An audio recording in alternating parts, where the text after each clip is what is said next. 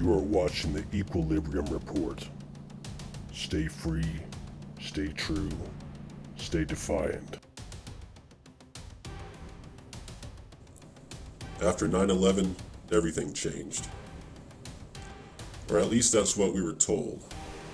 Fear took over the country, and in that moment of shock, the government saw an opportunity, not just to protect us, but to expand its powers in ways we still live with to this day. Welcome to the Equilibrium Report, where we look at all sides. Just 45 days after the attacks, Congress passed something called the Patriot Act. It was more than 300 pages long, rushed through so fast that most members of Congress admitted they didn't even read it before voting.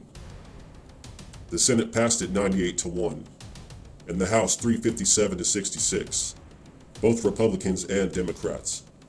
Almost nobody stood up to ask what this would mean for our freedom.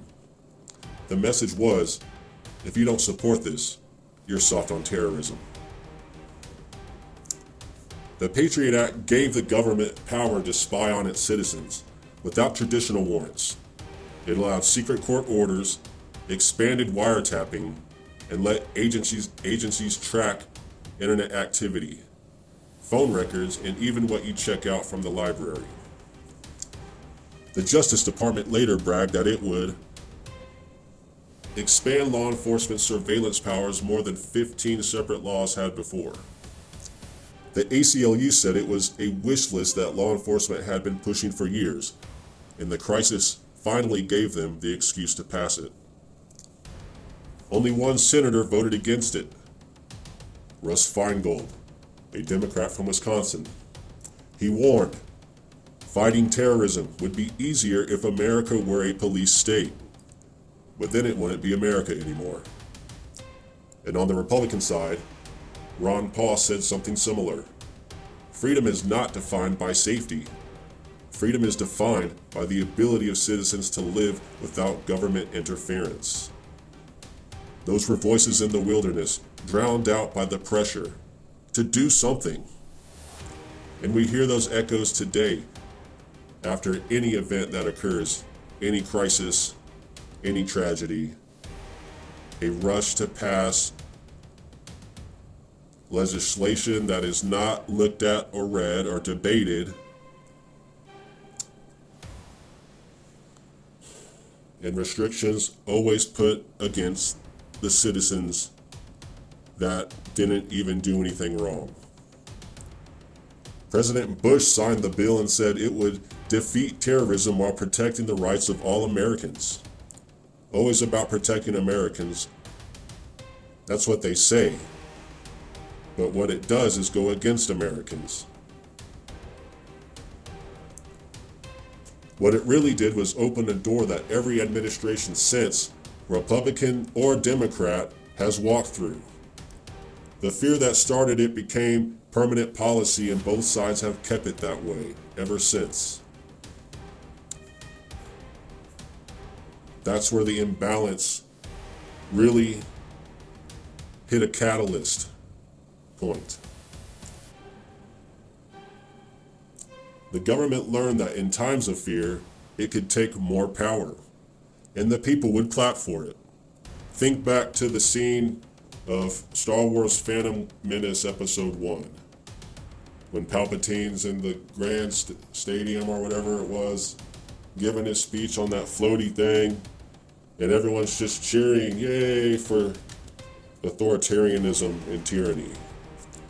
And even back then, you could see it happening, as it mirrored society. And that's where we've been ever since. Both sides always give their excuses for it as to justify it. Excuse me.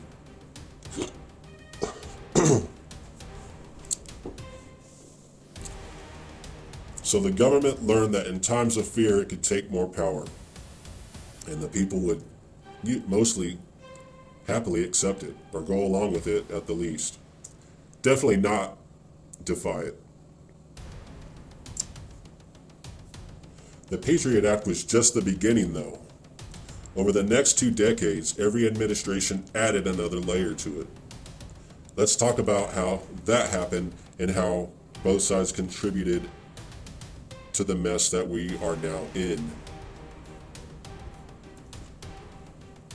Or just one of the messes that we're in, I should say.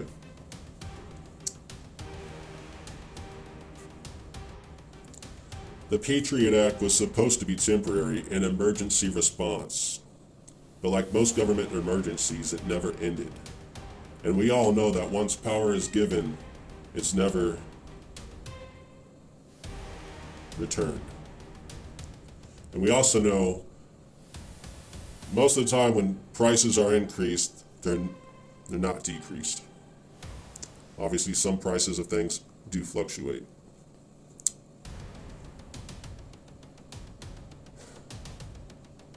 Instead, however, the Patriot Act evolved. Each new president, each new crisis added another layer to the system of control. And this is where you start to see the real pattern. It's not left versus right. It's power versus people. After the Patriot Act, surveillance programs exploded. Under George W. Bush, the NSA secretly began collecting Americans' phone and internet data, not just foreign suspects. They built a program called Stellar Wind. It recorded millions of calls and emails without warrants. The public didn't know until 2005 when the New York Times revealed it. Why would they need to record people's emails and calls? If they knew for certain that 9/11 was done by foreign terrorists that Americans had nothing to do with, why were we the targets of all these emergency remedies and protections? Bush defended it, saying it was needed to fight terrorism, but he never mentioned that it directly violated the Fourth Amendment. He said, "If there are people inside our country talking with Al-Qaeda, we want to know about it." Even though, if anyone was talking to Al-Qaeda, it'd be the government, considering they created Al-Qaeda, trained Al-Qaeda, funded Al-Qaeda, etc., etc., etc.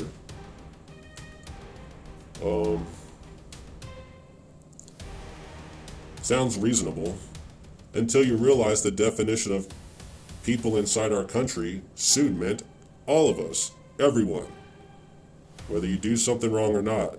And that's where people started saying that, oh, well, if you're not doing anything wrong, you have nothing to worry about. That's never, that was never the purpose of the freedoms and rights that we have. And they manipulate and brainwash people into having these, feelings and perspectives on these topics. Rather than wanting to go against them, they just accept them. Then came Barack Obama. People thought he'd roll back those powers. He didn't. He expanded them. Under Obama, programs like PRISM and X-Keyscore, revealed later by Edward Snowden, gave the NSA direct access to data from Google, Apple, Facebook, and others. They said they were only targeting foreign threats, but internal reports showed that millions of Americans' communications were swept up incidentally. Whoopsies! Snowden's leak in 2013 confirmed what people like Ron Paul and Russ Feingold had warned years earlier. Their surveillance state wasn't protecting us. It was watching us. Obama defended it, saying, "You can't have 100% security and also 100% privacy." But somehow, the loss of privacy always seems to hit citizens harder than it hits the government, or the terrorists, or the criminals themselves. And one has to stop and wonder at all this. This has been going on for decades now. But yet they can't find and stop all the pedo rings, the Epstein rings. They can't find any info or ever get to the bottom of those situations, even though they're monitoring everything and everybody, right? Convenient. Always convenient, right?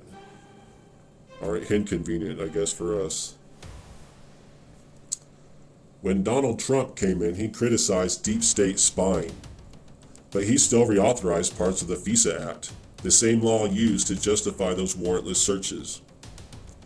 His administration also ramped up police militarization and domestic intelligence funding, arguing it was to fight gangs and terror cells.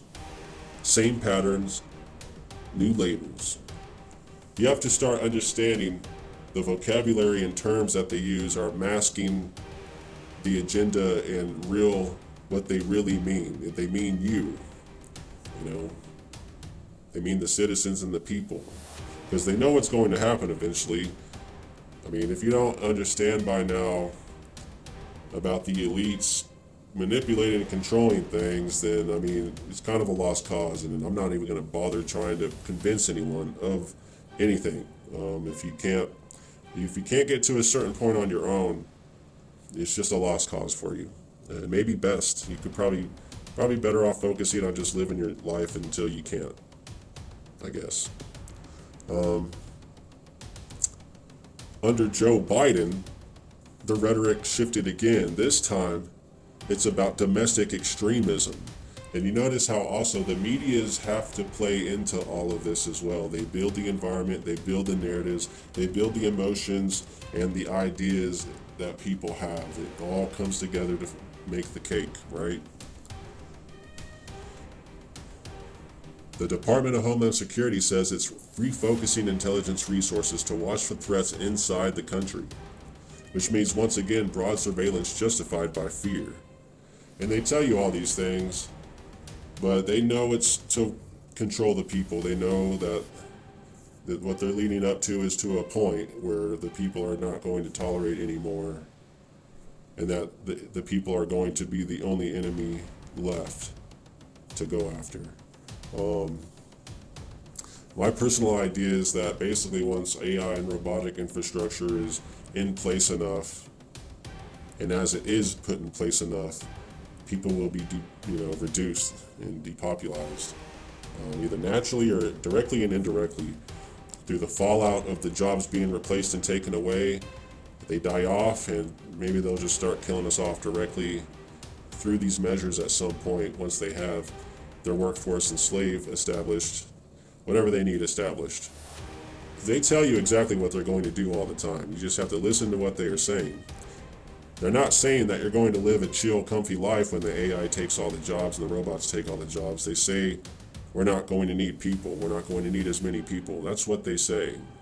So how does that come about? Well, we'll see, I guess.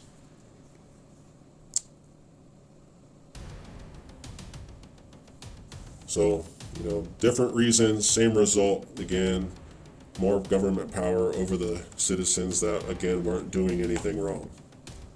And now the new narratives going about are these AI companies and Oracle and whatnot, all these AI tech firms saying that everyone's going to be on their best behavior because they're going to be watched everything that they do.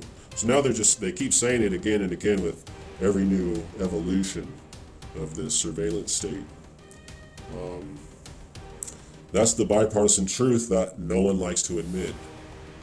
Bush built it, Obama expanded it, Trump used it, Biden normalized it, and now we're Trump again where we're at. He's utilizing it all. Now he's utilizing it, everything that's been built. They just changed the slogans from war on terror to cybersecurity to public safety to stopping extremism. And now they got both sides wanting to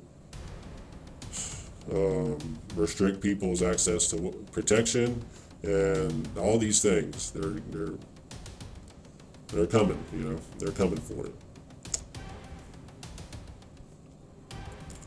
It's all the same though. It's a system that treats the people like potential enemies, and now that's the narrative, direct narrative coming from the mouth is that the people are, now they're saying that we are the enemies. We're at this point. Like I said, we've been saying this over the past 20 years. Everyone said you're crazy. Everyone said no.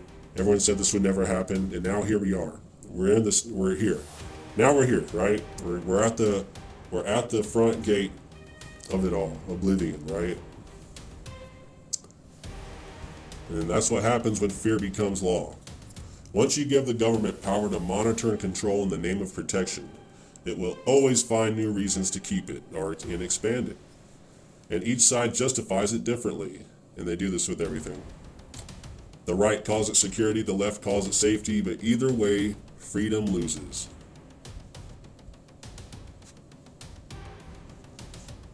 In the years after 9/11, we started to see a shift. The same tools built to fight external threats were quietly being used inside our borders. Local police departments began receiving military-grade gear under the 1033 program, a law signed in the 1990s but expanded massively after 2001. In the name of Homeland Security.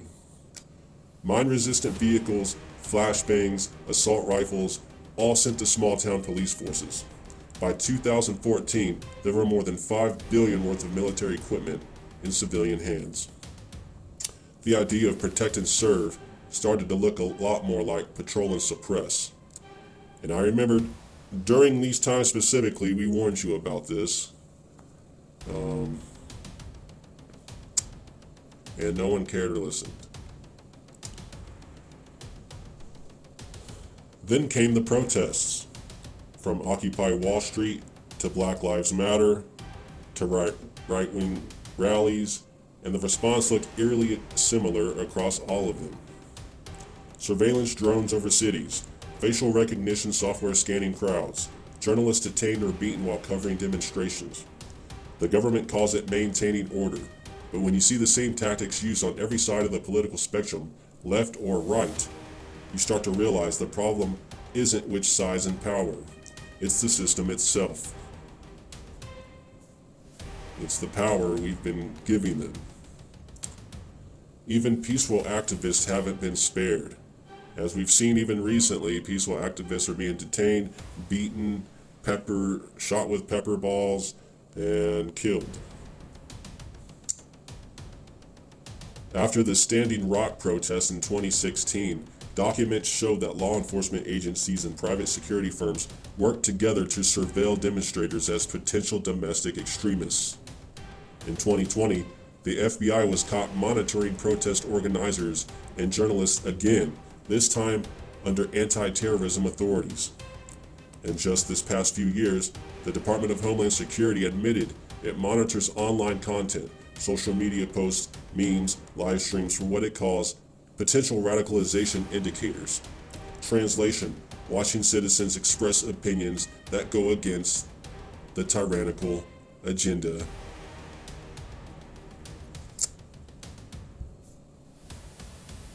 Both parties defend this in their own way. One side says, we need to stop misinformation and hate speech. The other side says, we need to stop anarchists and extremists. Now, we've noticed that during COVID, did we not? Remember all that stuff? The social engineering, a reminder again that on these platforms, you can't even type certain things and send it before the system itself stops you and asks you if you're certain you want to send that and recommends that you edit it first. So they're training you to police yourself like a dog. And then if you go ahead with it, you get punished. Isn't that a weird way? Rather than just banning it, if it's able to monitor you in real time as you go to post it, why doesn't it just delete it and remove it and not let you do it? Why does it give you the option and tell you about it? It's so weird, right? But yeah, the outcome again is the same as always.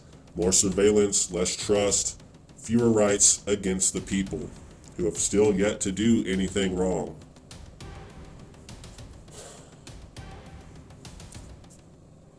So for decades, they've treated the citizens as the threats. Meanwhile, they're calling the citizens today enemies and threats, while catering and inviting our actual threats and enemies here and giving them money. It blows my mind. Can any of y'all tell me how that's a good thing?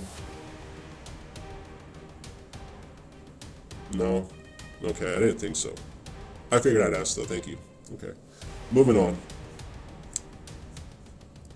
So what really happened was that the war on terror became the war on dissent. The line between safety and control disappeared. Every administration swore they'd only use these powers to protect us, but when the people start demanding accountability, suddenly we're the ones under the microscope. If both sides keep feeding this system, it doesn't matter who wins elections anymore, because the surveillance state always stays in power. Excuse me. And I mean, that's if we have any more at this point. Personal opinion on that. If the political power spectrum does shift, I just feel like it's going to be left extremism at this point. Since the right got away and did so many things, it's now going to be justified for the left to do what they wanted to do, which they also have fascist tendencies, so I wouldn't like that either, I'm pretty sure. I would say this with certainty that regardless of, I've expected both sides to, one of the sides were going to be the one to do it, but I'm always suspicious of which side is going to be the one to actually do it. But really, they're both playing their parts to get it done. You really have to stop looking at it any other way than that.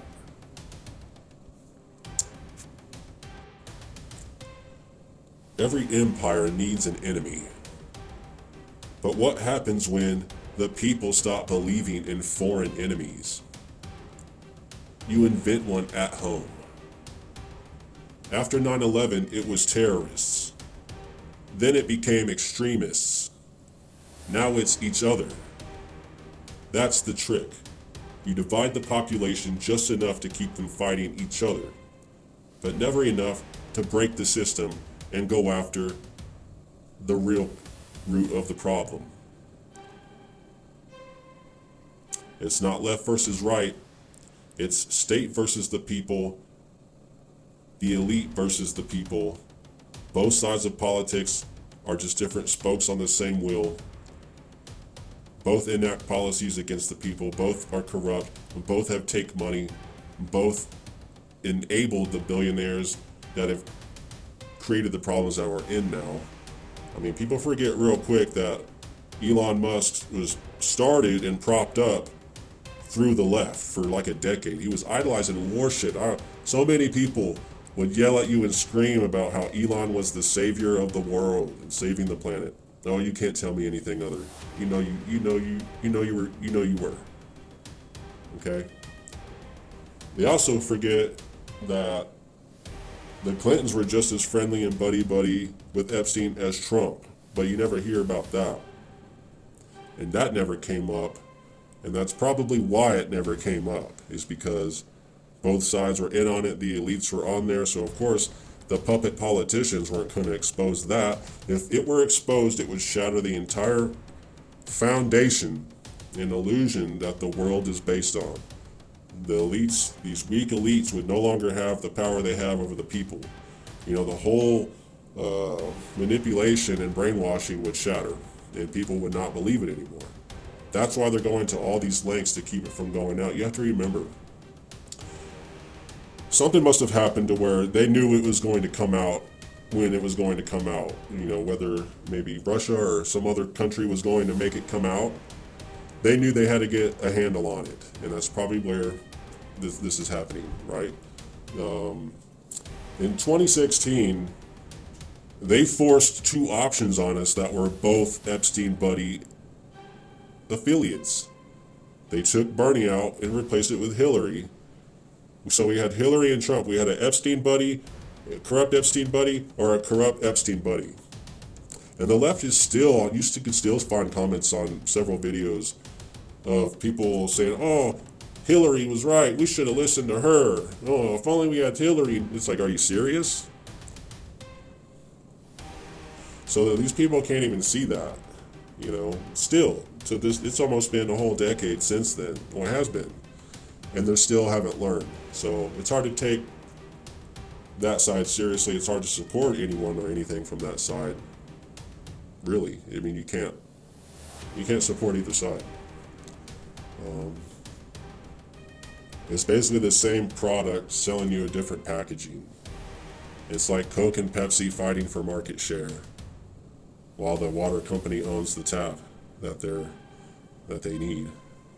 Every administration inherits these same tools: the Patriot Act, the FISA courts, the mass data collection, the mass data collection infrastructure, and the population trained to see its neighbors as suspects. The faces change, the slogans change, the flag colors shift, but the policies always stay. Democrats call it safety, Republicans call it law and order. The effect is always identical: obedience through fear. It's not a conspiracy. It's just how power works when no one's watching or paying attention. And you have to keep in mind that half the population has 100 or less IQ.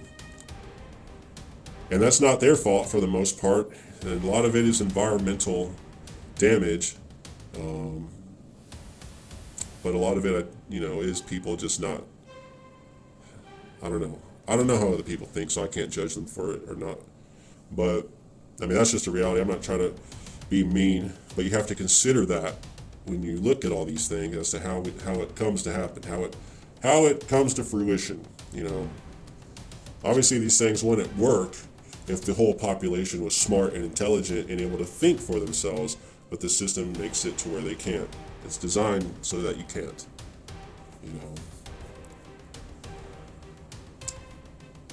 The media keeps the outrage machine running, headlines designed to make you hate the other half of the country, to make sure you never stop choosing sides. It's the same agencies, the same corporations, the same unelected bureaucrats that control everything behind the curtains. When the left protests, the right says, those are anarchists and looters. When the right protests, the left says, those are fascists and insurrectionists.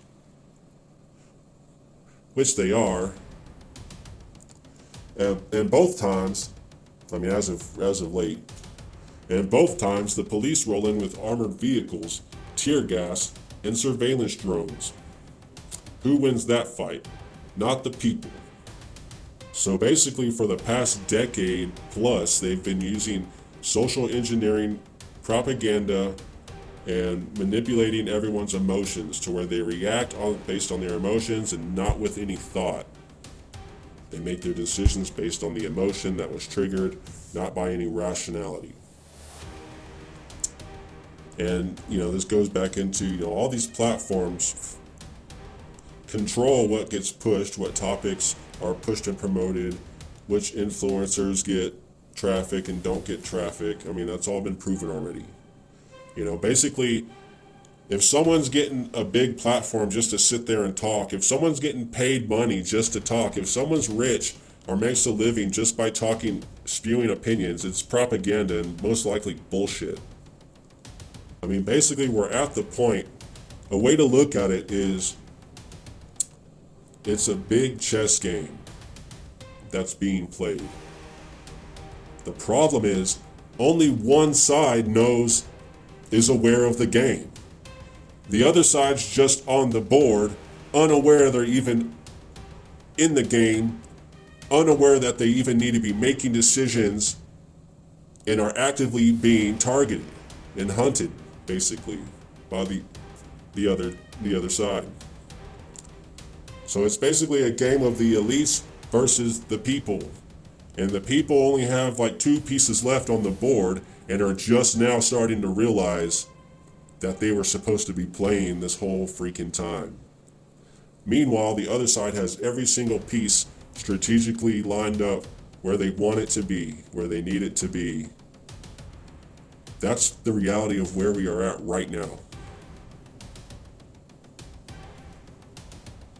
Think about that.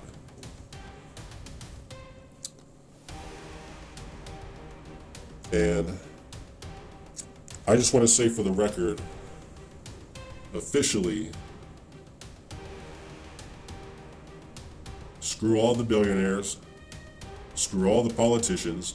There might be a couple that are okay. There might be a handful that are okay out of all of them. Screw the corporations, stop. If they have a product that you need or like, screw it, use it if it works. Other than that, stop giving these people your money. Don't stop simping for these people trying to be celebrities and platform artists and just stop giving them everything. You know, these people aren't even telling you anything. They're just regurgitating the headlines. You know, go read Google News and form your own opinion. Stop looking for people on here to tell you what you already want to hear, or that stuff you already know or can find out on your own. Stop participating in putting yourselves in these echo chambers. That's not productive.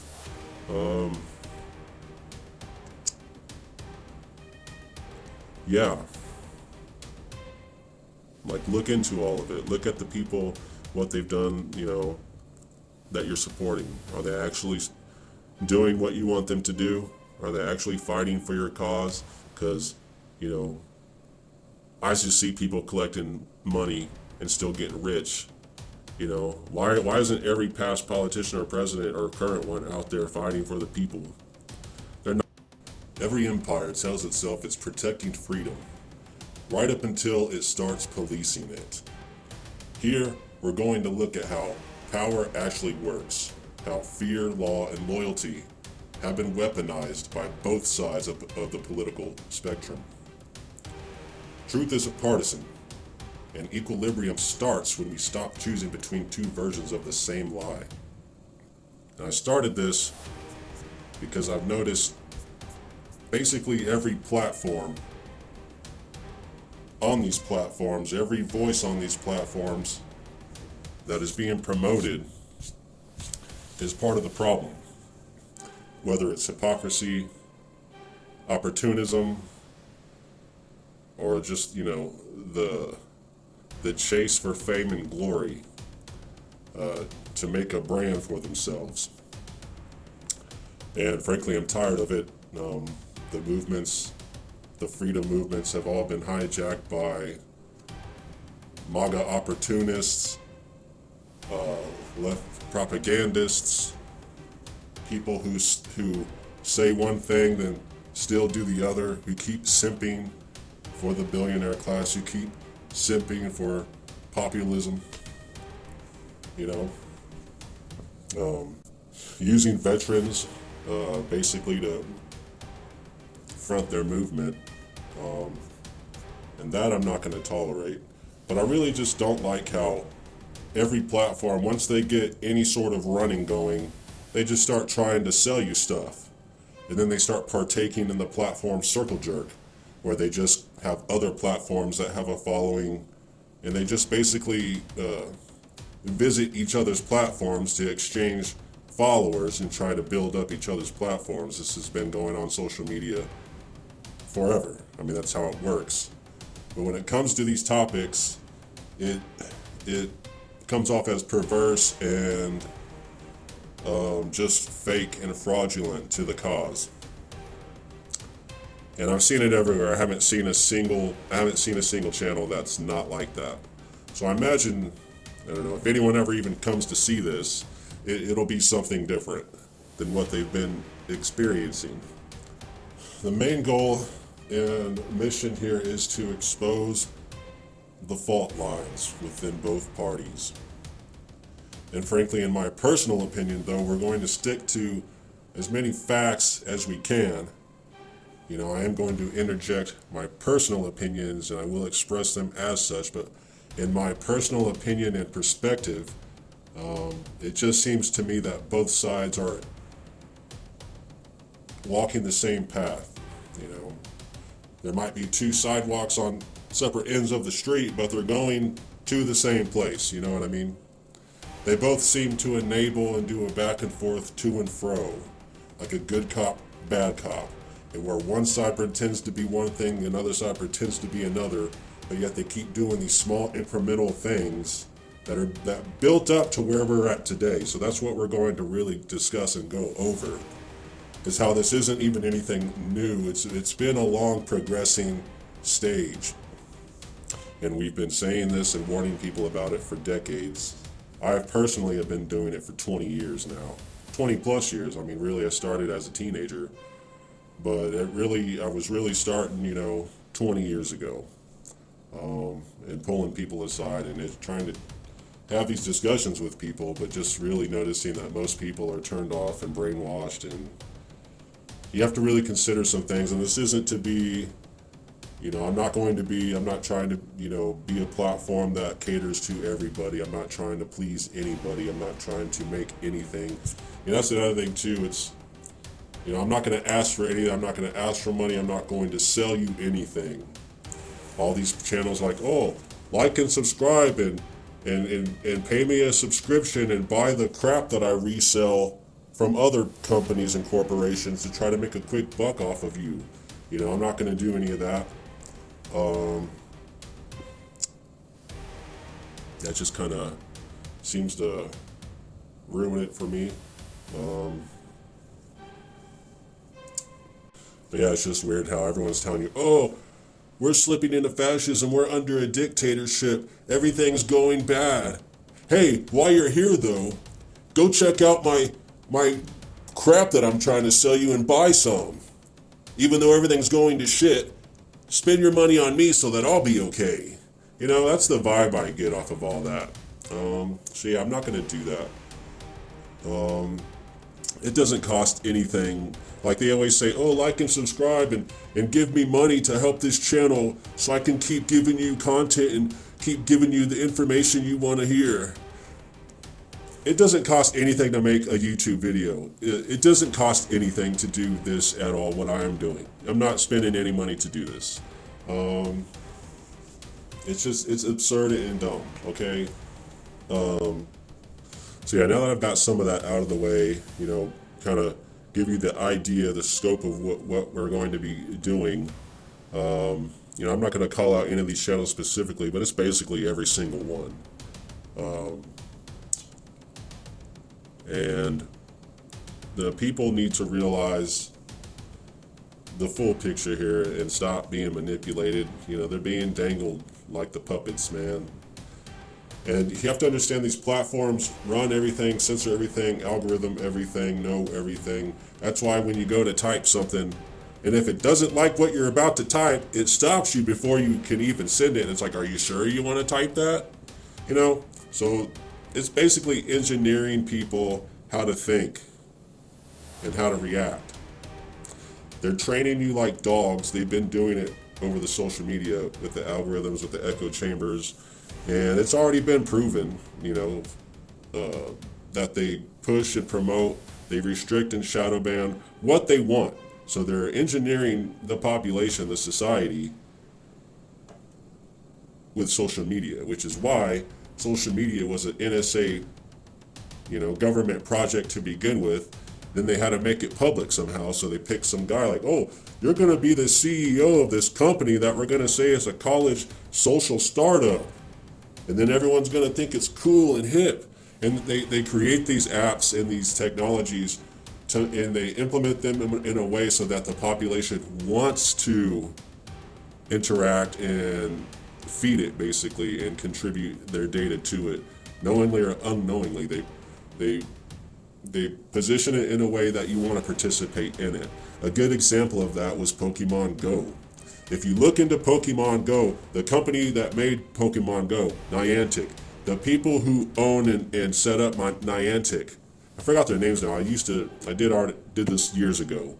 But there were two dudes involved that was sketchy backgrounds that came from like the NSA and some other stuff, some other connections. But basically it was a front for an NSA project. And so they're like, oh, how can we get the public to participate in this without having flack against the actual agenda? Oh, we'll make it into a video game. So that's what they do with that is, tagging data location, collecting data location, and basically spying by bypass without even needing to follow any kind of laws for that. It bypasses that. That's the goal of that. And I think they're doing a new type version with Death Stranding mobile or something, perhaps. I don't know. It looked kind of like Niantic was involved in that project as well. But you can look into that on your own. I'm not going to sit here and keep repeating things I've already repeated over the years. This is all stuff you can look up. Go to Google, go to ChatGPT, chat whatever, and ask for it. It's going to tell you. So yeah. over the years, both sides of the politicians, pretend and act and play their roles, and they go and say one thing and put on this show on the camera and this pretty face for you that you like and makes you trust them, and then they go and vote other shit, and they pass these bills with the headline of, oh, this is what the bill's for, but then it's filled with a shit ton of other stuff, and all these things added up. None of them, you've been getting duped and lied to and used about the same topics for decades that you're not getting, while they've been passing all this stuff against you the whole time.